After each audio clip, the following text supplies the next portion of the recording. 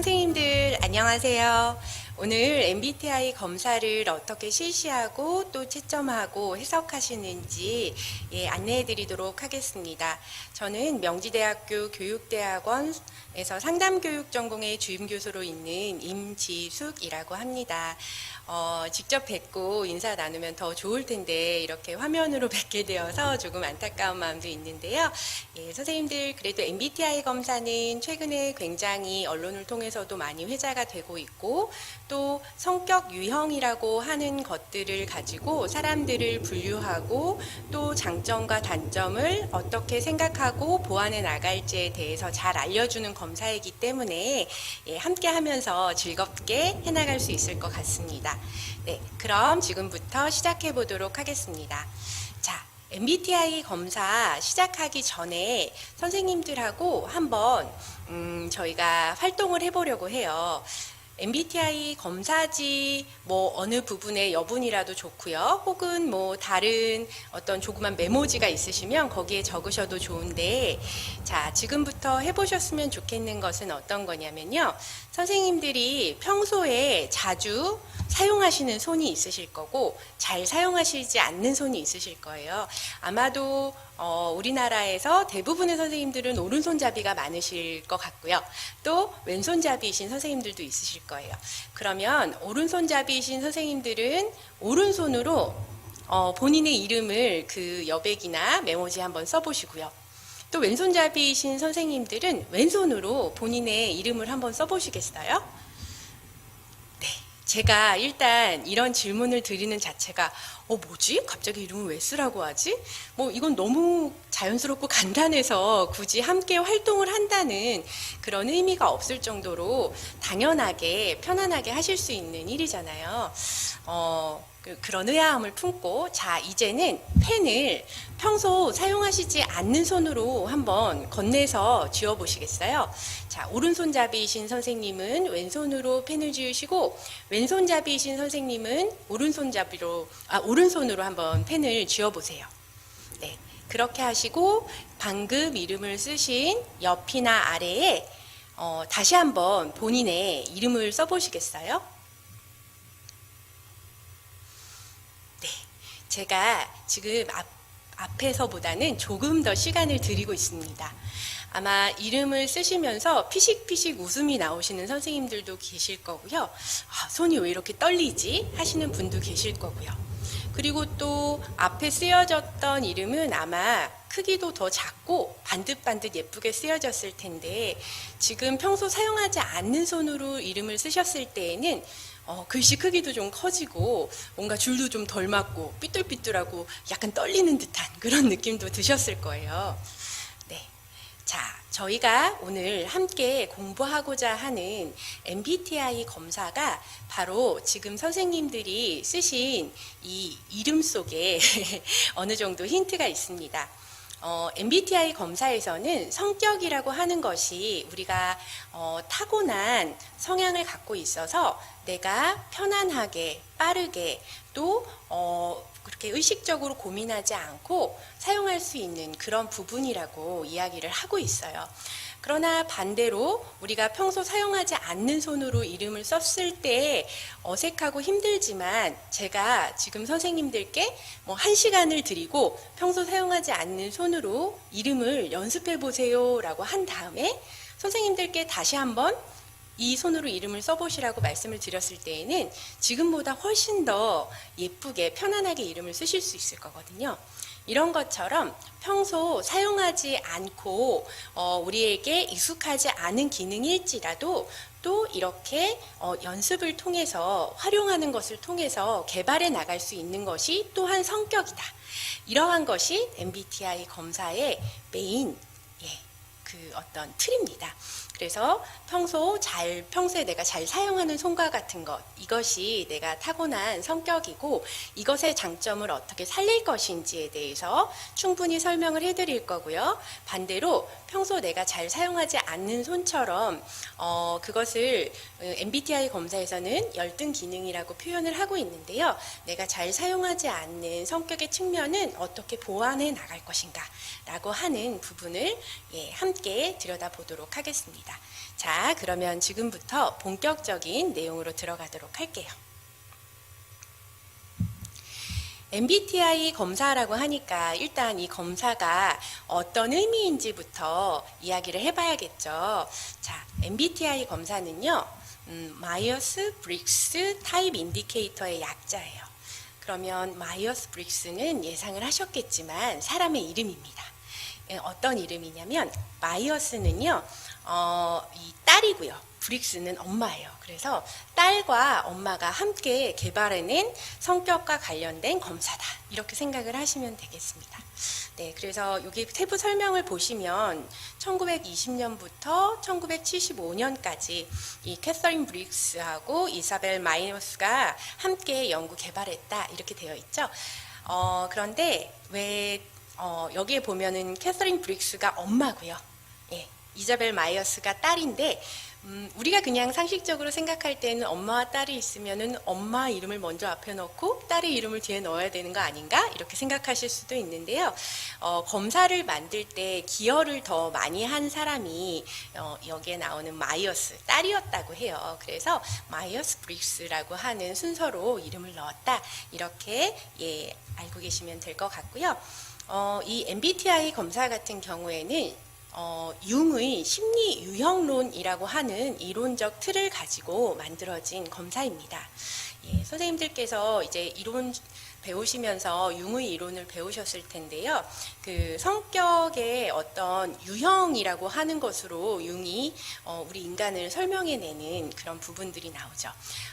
거기에서 이 마이어스 브릭스 모녀가 중요한 부분들을 더 심화시키고 또 생활 양식이라고 하는 부분을 추후 덧붙여서 MBTI 검사를 만들어냈는데요. 자, 세부적인 내용 간단히 소개를 드리면요. 이 처음에 그 중요하게 본 부분은 에너지의 방향이 사람마다 다를 수 있는데 에너지의 방향이 바깥으로 향하는 사람을 외향, 그리고 에너지의 흐름이 안으로 향하는 사람을 내향, 저희가 보통 이렇게 얘기를 하잖아요. 이 MBTI 검사에서도 일반적으로 삶을 대하는 태도에서 에너지의 방향성이 밖을 향하고 있다면 외향형이라고 얘기를 하고 그것이 안으로 향하고 있다면 내향형 이렇게 얘기를 합니다. 그래서 그것을 한 가지 틀로 보고 있고요. 두 번째 틀은 인식 기능과 관련된 것인데요. 인식 기능이라고 하면 말이 조금 어려울 수도 있지만 우리가 세상을 살아가면서 계속해서 다양한 정보를 수집을 하잖아요. 정보를 수집할 때 우리가 오감, 그러니까 내가 보는 거, 듣는 거, 맛보는 거, 만져보는 거, 뭐 이런 것들로 통해서 정보를 수집하는 것에 능한 사람들은 우리가 오감을 활용하기 때문에 감각형이라고 이야기를 하고요. 그 다음에 우리가 흔히 말하는 육감이라고 하는 직관적인 속성에 대해서 더 많이 정보를 받아들이기 위해 사용하는 분들을 저희가 이제 직관형이다 이렇게 얘기를 하거든요. 감각형은 예로 들자면 이런 겁니다. 태양을 봤을 때 어떠한 것이 가장 먼저 떠오르세요? 라고 하면 감각형이신 분들은 딱 보이는 뭐 둥그렇다 혹은 뭐 열감이 있으니까 느낄 수 있는 뭐 뜨겁다, 빨갛다 이러한 속성을 먼저 떠올리시게 된다면 상대적으로 직관형이신 분들은 육감을 많이 활용하시기 때문에 태양이 상징하는 것들 예를 들면 생명력이라든지 우주라든지 이렇게 조금은 추상적이고 개념적인 부분들을 떠올리시게 됩니다. 그런 차이를 갖고 있다고 보시면 되겠고요. 자, 심리적 유형론에서 이야기하는 세 번째의 기능은 판단 기능이에요. 우리가 세상을 살아가면 에너지의 흐름에 따라서 정보를 수집을 하게 되고 또 수집된 정보를 가지고는 어떤 결정을 내리거나 판단을 하거나 이러한 상황들에 마주하게 됩니다. 그런 판단을 내릴 때 크게 두 가지 기능을 활용을 할 수가 있는데요. 한 가지는 이성을 활용하는 것이고 한 가지는 감정적인 부분을 활용하는 것입니다. 우리가 이성에 기초해서 어떤 판단을 내리는 유형을 thinking형, 그래서 사고형이라고 보통 이야기를 하고요. 정서적인 부분에 근거를 두고 판단을 내릴 때는 감정형으로 이야기를 하고, feeling형이다 이렇게 이야기를 하거든요.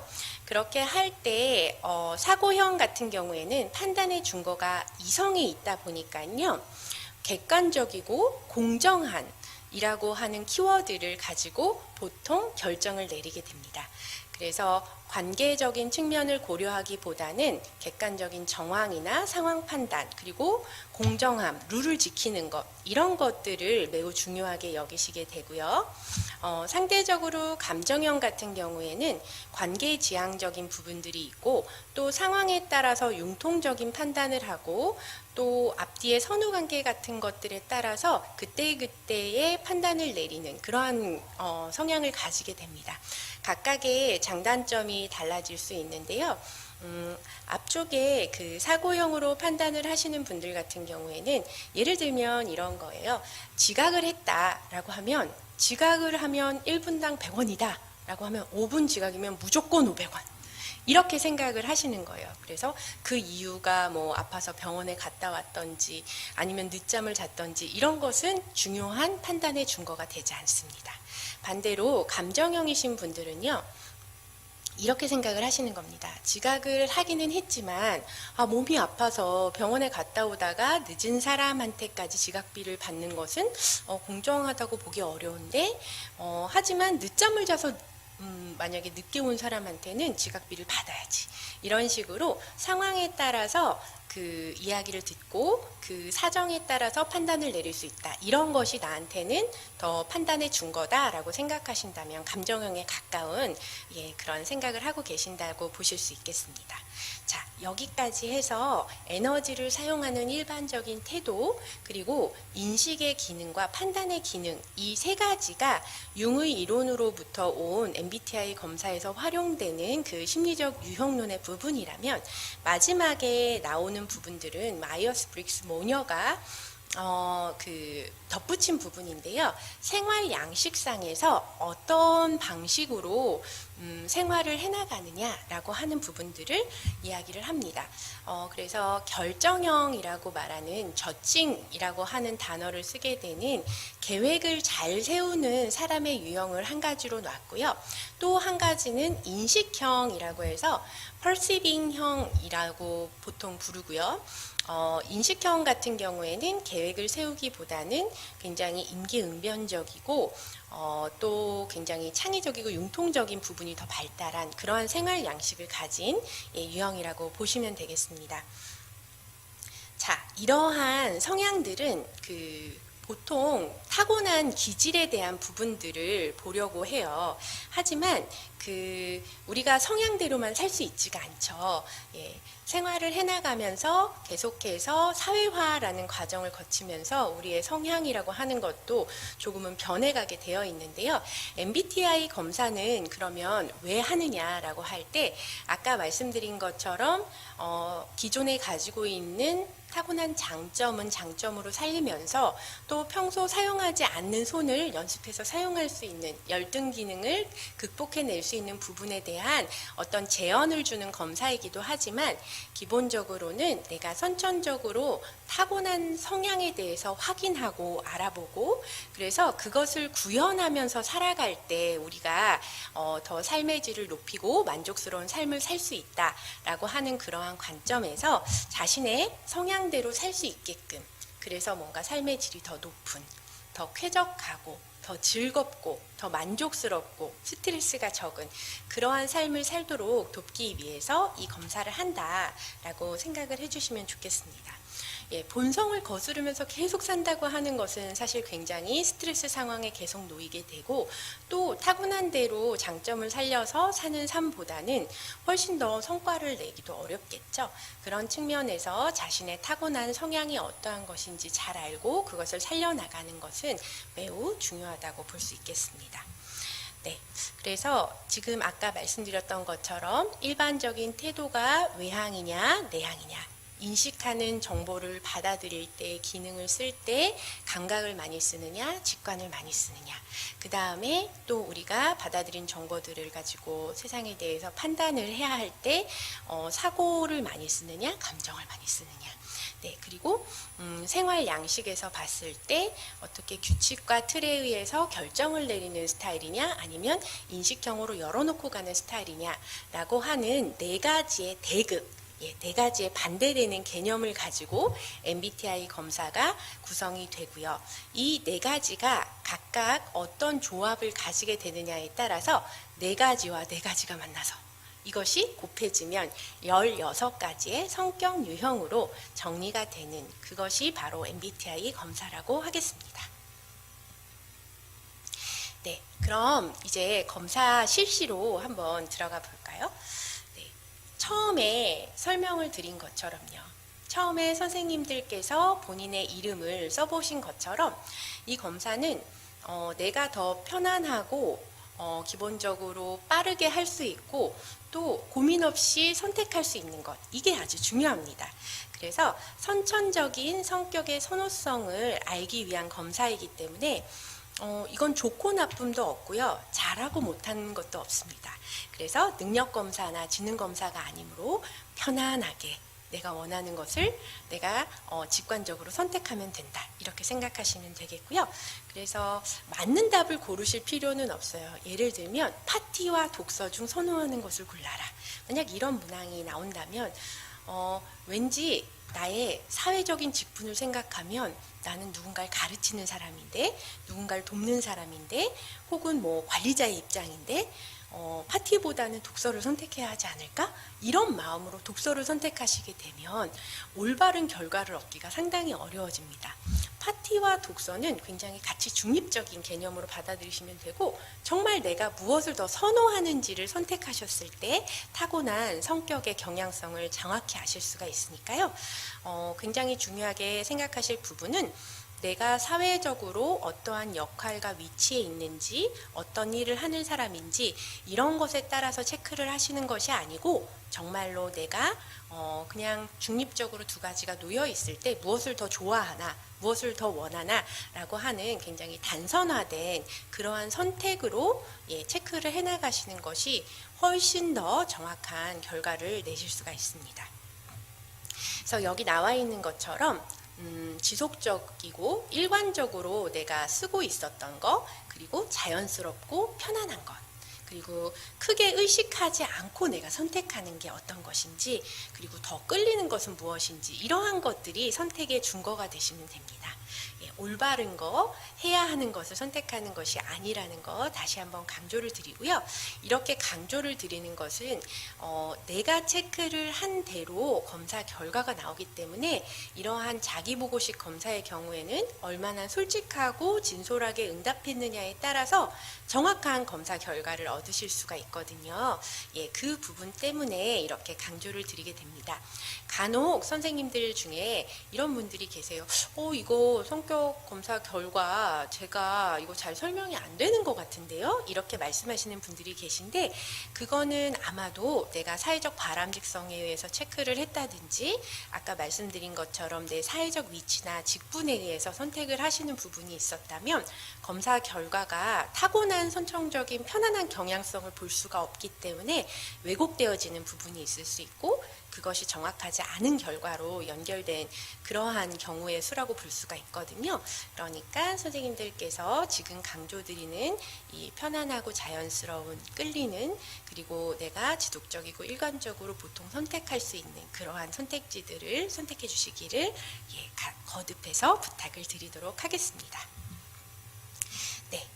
그리고 검사지를 읽으시면은요, 그 문항 중에 한 가지를 선택하시게 되어 있어요. 근데 예를 들면 이러실 수도 있죠. 여기에 나오는 예시처럼 만두와 핫도그 중에 나는 만두가 너무 좋아. 라고 선명하게 상대적으로 되시거나 핫도그가 너무 좋아 라고 하시는 경우에는 문제가 안 될 수 있는데 만두와 핫도그 둘 다 너무 맛있는데 이러실 수도 있잖아요. 하지만 이런 순간에라도 둘 중에 하나만 선택한다면 내가 조금이라도 더 끌리는 것은 무엇이지? 라고 생각을 하시고 반드시 한 가지 문항에만 체크를 해주셔야 합니다. 그 부분 꼭 기억을 해주시고요. 그렇게 하셔야 채점상에 오류가 없다는 부분 다시 한번 말씀을 드리겠습니다.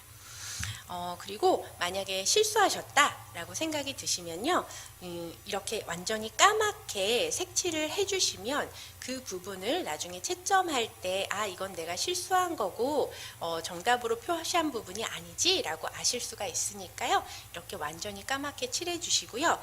위에 X표라고 하는 일관된 표시로 이렇게 검사 표시를 해주셔야 채점하실 때에도 헷갈리지 않으시니까 X표를 반드시 해주시면 좋겠습니다. 그리고 검사를 하실 때 또 한 가지 중요한 점은 시간의 제한에 대한 부분인데요. 시간 제한은 딱히 없습니다.